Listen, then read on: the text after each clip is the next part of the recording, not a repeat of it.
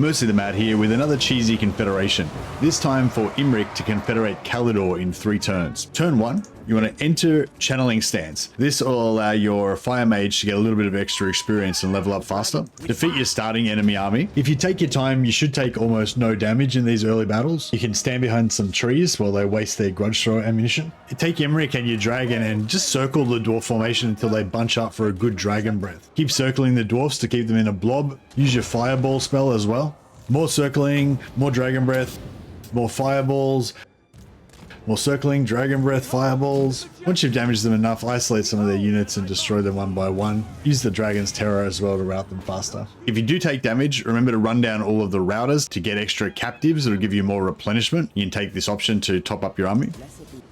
Occupy Bone Gulch, still in channeling stance for that extra XP, and then recruit an extra lord at Bone Gulch. It doesn't really matter which lord you choose as they're going to get disbanded anyway. Recruit 2 units of archers with Imrik's army and make sure that you take the route marcher skill with Imrik. This 3-turn strategy is really aimed at migrating to Kalidor, completely abandoning the Plains of Bones, but you can use this guide to get a good start with both Kalidor and the Plain of Bones super early with a lot of gold to kickstart your campaign. On turn 2, you'll be issued a mission, Return of the Prince. Occupy, loot, raise or sack 6 different settlements to instantly confederate Kalidor. With a bit of cheese and trickery, we'll get it done by next turn. Force march your extra lord down to Bitter Bay. Make sure the lord's immediately adjacent to the settlement and then replace them with a new lord. Change stance to normal and then you can occupy the settlement, giving us 1 out of 6. Move Imrik up towards Ashridge Mountains, but stay just within the border. Recruit a prince at the Bone Gulch and then sell the Bone Gulch to the dwarfs of Karakazul. Then immediately attack and reoccupy the settlement. This might seem dishonorable, but grubby, hairy, little subterranean troglodytes with less nobility than Imrik's horse don't really count, so it's fine. Build a barracks at Bone Gulch, and if you're abandoning the Plain of Bones and migrating completely to Kalidor, at this point you'd also abandon the Fortress of Vorag. If you're not planning on abandoning the Plain of Bones, then don't abandon the Fortress of Vorag, and instead recruit 2 extra units of archers as you'll want to build up your army in the area. On turn 3, you'll occupy Ashridge Mountains with Imrik, giving you the 3rd occupier needed for our quest.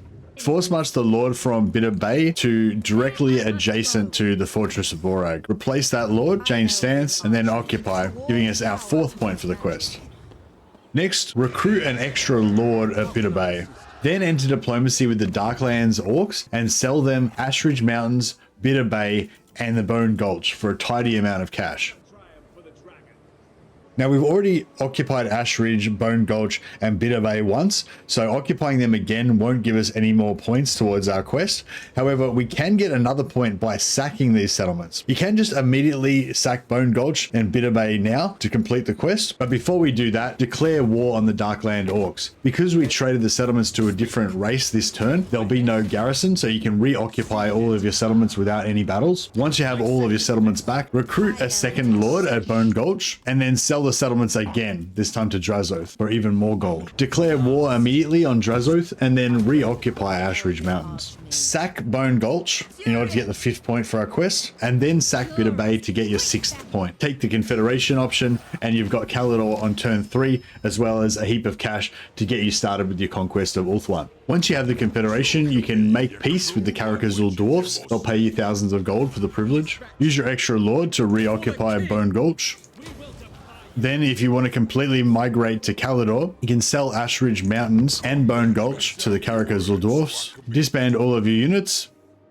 You can respec your Fire Mage and respec Imrik, so they'll both appear in 3 turns back over in Kalidor. Disband all of your extra lords so you don't waste upkeep, and you can abandon the Fortress of Vorag again. Forget about the Plains of Bones forever and start your campaign on turn 3 in Kalidor with 28,000 gold. If you want to stay in the Plain of Bones, I do a slightly different version where you don't abandon the Fortress of Vorag so you can keep it at tier 2. I usually build the noble building on turn 1 and demolish the barracks. Turn 2, you can move your 2nd lord towards Bitter Bay, but make sure you recruit a 3rd lord at Bone Gulch before you replace the Bitter Bay lord or you might run out of money. Once you sell Bone Gulch to Karakazul, you'll have enough gold to go on. Occupy Bone Gulch and Bitter Bay for your first 2 points. This time also recruit an extra lord at Bitter Bay before you end the turn. Turn 3 is going to be a little different this time, so still take Ashridge Mountains with Imrik, recruit an extra lord at Bone Gulch, and you can recruit an extra lord at Bitter Bay. May not be needed, but it's just a bit of extra insurance. Then as before, sell all 3 regions to the Darkland Orcs. Reoccupy those regions using the new lords that don't have any movement.